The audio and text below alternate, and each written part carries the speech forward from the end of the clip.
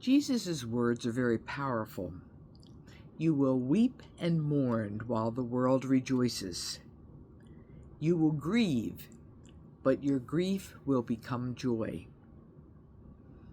These words of Jesus can be both discouraging and puzzling. He speaks them at the Last Supper as he's preparing his disciples for his departure.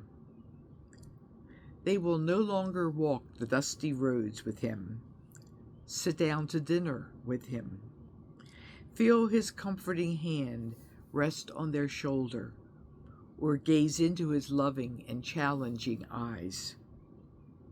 He tells them, "In a little while you will not see me, and again in a little while you will see me." And they ask each other, what could he possibly mean? Yes, he is preparing his disciples for his departure. But more than that, he's preparing us for the times that we will have a difficult time seeing him. When we are faced with pain, conflict, and great loss, sometimes we can be blind to his presence in our lives. I always think it's most of the time we're blind to his presence in our lives.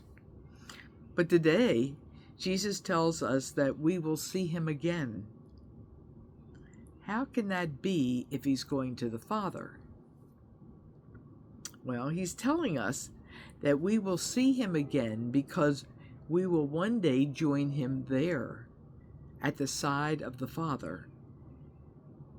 In the meantime, the world will be rejoicing. We shouldn't be scandalized or discouraged by that.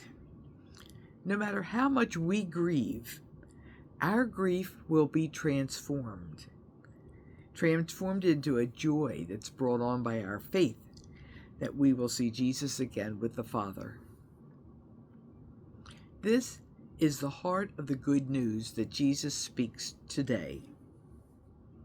We can live in this world free from fear, free from anxiety, knowing that Jesus is present to us in this life and that we will join him at the Father's side in the life hereafter.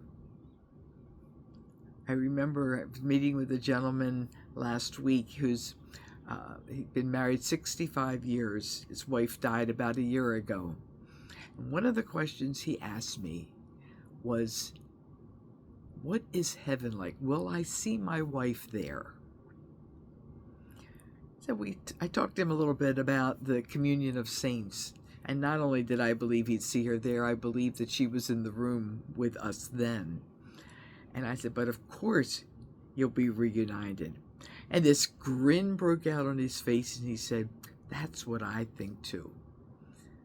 So I hope all of us believe that, and that we will rest in that peace. Amen. Alleluia.